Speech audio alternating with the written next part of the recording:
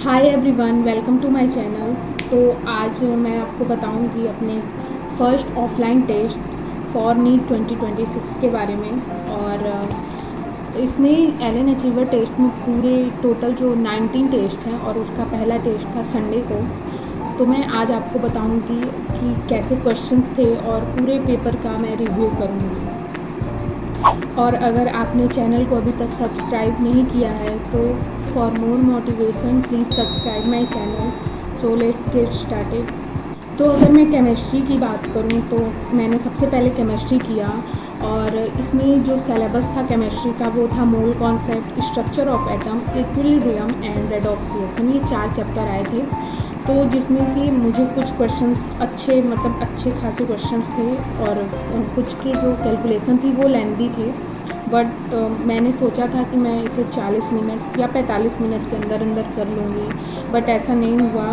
जो क्वेश्चन थे वो लेंदी क्वेश्चंस कुछ थे जिसकी वजह से मुझे टाइम लग गया और वो भी 1 घंटे टाइम लग गया। और अगली बार मैं चाहती हूँ कि मैं इसे इम्प्रूव करूँ और मैं इसे कम से कम टाइम में और करूँ। तो अगर क्वेश्चंस की बात करें तो कुछ क्वेश्चंस इजी भी क्वेश्चंस थे कुछ, जो कि जैसे ऑक्सीडेशन नंबर बताना था। कुछ क्वेश्चंस के 4-5 फार्मूला थे और उसके ऑक्सीडेशन नंबर बताना था, तो वो हो गया।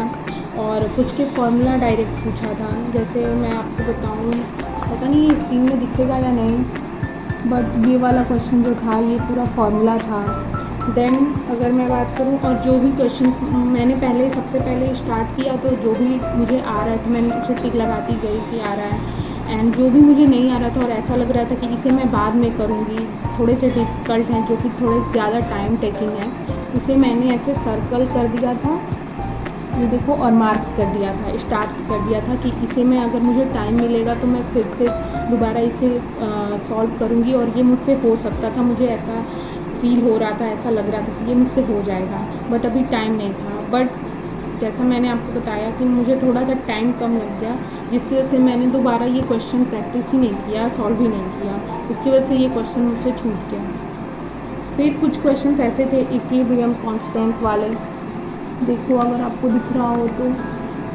अगर आपको इसका पीडीएफ चाहिए होगा तो आप मुझे कमेंट में बता देना, मैं आपको कमेंट में इसके पीडीएफ दे दूँगी और आंसर की भी दे दूँगी। मैं आपको इसका आंसर की भी मिला हुआ है, पर मैंने अभी इसे मैच नहीं किया है।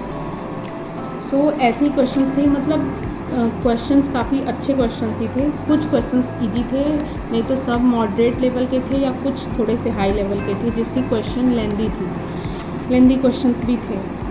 तो ओवरऑल जो बताऊं तो केमिस्ट्री अच्छी थी, मॉडरेट से थोड़ी सी हाई, बट हाई से थोड़ी सी कम। एंड फिर मैं बात करती हूँ, मैंने स्टार्ट किया पहले केमिस्ट्री, देन मैंने केमिस्ट्री किया।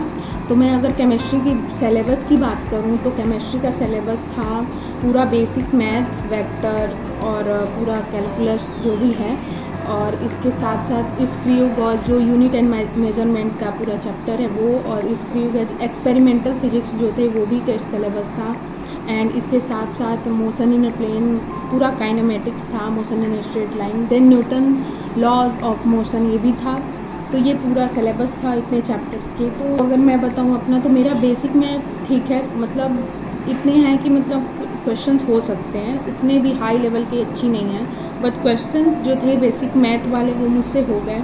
बट जो असली रियल प्रॉब्लम जो मेरे साथ हुआ वो था जो एक्सपेरिमेंटल फिजिक्स है, वो मैंने अभी नहीं पढ़ा है और उसके क्वेश्चंस काफ़ी ज़्यादा थे और वही मुझसे थोड़ा सा नहीं हो पाया, क्योंकि एक्सपेरिमेंटल फिजिक्स मैंने नहीं पढ़ा है। और जैसे आप main scale reading, circular scale reading वाला, जैसे ये सब क्वेश्चन थे, ये मुझसे नहीं हो पाया और जिसे मैंने सर्कल भी किया है।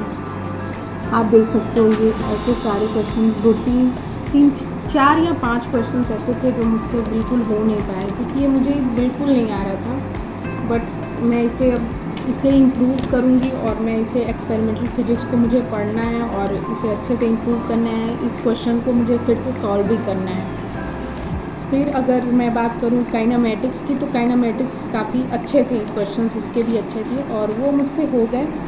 फिर इसके बाद मैं बात करूँ Newton's law of motion NLM की, तो इसके क्वेश्चंस भी अच्छे लेवल के थे, मतलब कुछ मुझे समझ में नहीं आ रहे थे, बट कुछ मैंने किया है और एक दो मुझसे छूट गए हैं। और अगर यूनिट एंड मेजरमेंट की बात करूँ तो इसके क्वेश्चंस इजी थे और ये हो गए, आसानी से हो गए। जैसे ये आप देख सकते हो, ऐसे क्वेश्चन थे, ऐसे वाले क्वेश्चंस हैं, वो मुझसे हो गए, जो कि इसमें बस आपको डायमेंशंस बताने थे, यूनिट एंड डायमेंशंस के, तो ये सब हो गए। बट जो मेन प्रॉब्लम था वो यही था कि वर्नियर कैलिपर्स और स्क्रू गॉज वाले जो भी क्वेश्चंस थे वो मुझसे नहीं हो पा रहे थे। एक दो क्वेश्चंस हुए, फिर भी मुझे सही से कंफर्म नहीं था कि क्या वो सही है या नहीं। बट ओवरऑल जो था क्वेश्चंस वो लेंदी थे और मेरे लिए थोड़े से डिफ़िकल्ट थे, और मुझे यही इम्प्रूव करना है फिज़िक्स में। तो फिज़िक्स का मेरा अच्छा नहीं गया उतना, बट ठीक ठाक गया, अच्छा उतना नहीं गया, और मुझे यही इम्प्रूव करना है फिज़िक्स।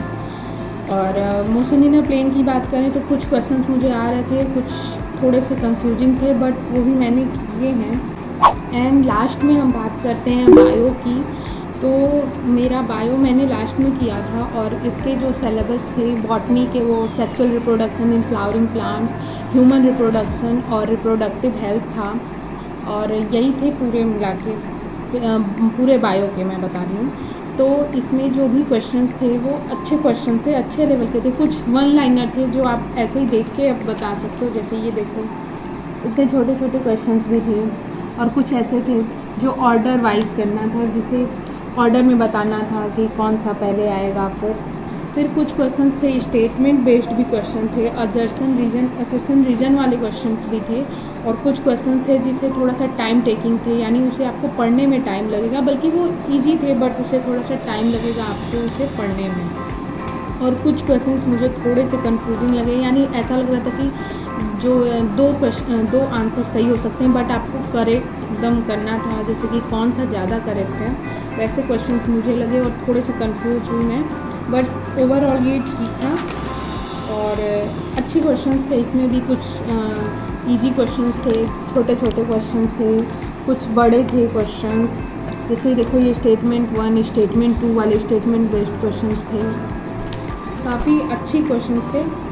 बट सबसे प्रॉब्लम मुझे यही हो रही थी जिसे मुझे इम्प्रूव करना है, और वो इम्प्रूव करना है मेरे टाइम एफिशिएंसी पे, क्योंकि टाइम के साथ, इसीलिए मैंने ऑफलाइन टेस्ट लिया, क्योंकि मुझे अपने टाइम पे वर्क करना था। क्योंकि अगर जैसे आपको बता दूं, मैं केमिस्ट्री में सोचा था मैंने कि मतलब मैं 45 मिनट में कर लूँगी, बट वो 1 घंटा लग गया।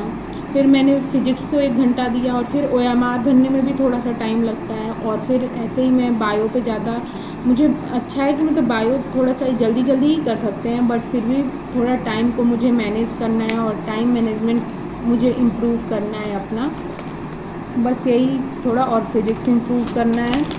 बट ओवरऑल जो मैं पेपर बताऊं तो काफ़ी अच्छे क्वेश्चंस थे इसमें, और फिज़िक्स के मुझे थोड़े से हार्ड लगे, क्योंकि शायद मेरी तैयारी अच्छी नहीं थी, इसलिए मुझे लग रहा है कि वो हार्ड थे। बट ओवरऑल जो भी क्वेश्चंस थे वो अच्छे क्वेश्चंस थे। तो आप भी कमेंट में बता सकते हो कि अगर आपने कोई भी टेस्ट सीरीज़ लिया है तो आपका कैसा गया, और अगर आपने एलन का ही ये भी टेस्ट सीरीज़ अटेम्प्ट किया है तो आप बता सकते हो अपना एक्सपीरियंस। और